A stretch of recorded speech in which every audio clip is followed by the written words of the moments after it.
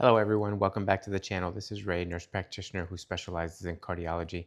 And in this video, I just want to talk to you a little bit more about atrial fibrillation. So I've posted another couple videos, one of them that was just introducing to what atrial fibrillation is. But I wanted to go into a little bit more detail in this video, talking about how we treat it. So first and foremost, in the other video, I didn't mention that, when somebody comes to the hospital, they typically come complaining of either chest pain, palpitations, like fluttering in their chest, dizziness, lightheadedness, a couple different things that can, manifest atrial fibrillation. But the way it's basically diagnosed is through an ECG or an EKG.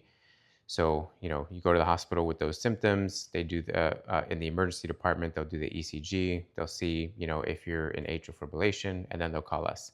So what we do for someone when they first get diagnosed with atrial fibrillation is we do a lot of things.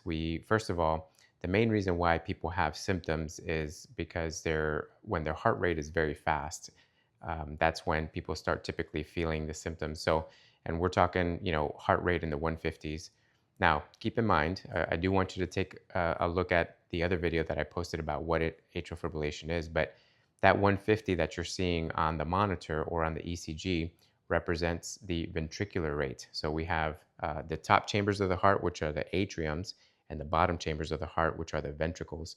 What you're seeing on the monitor is actually the ventricles. So that's atrial fibrillation with rapid ventricular response. So what you're seeing on the monitor is actually the ventricles. The atriums, they're actually beating about 300 times a minute. They're so fast that you actually can't see it on the ECG.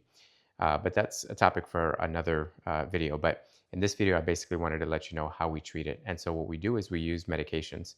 There's different kinds of medications that we use, but broadly speaking, we use basically two classes of medications, beta blockers and calcium channel blockers. Beta blockers would be something like metoprolol or carvedilol. Those are the two common ones that we use.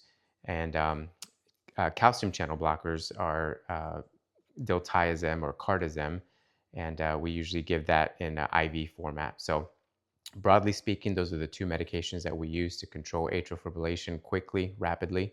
And then we determine, that'll help us slow down the rate, and then that'll help us determine what the next steps are. So keep watching the videos, and I'll be going into much more detail in other videos about what the next steps are. So thanks for watching, and I will see you in the next one. God bless you.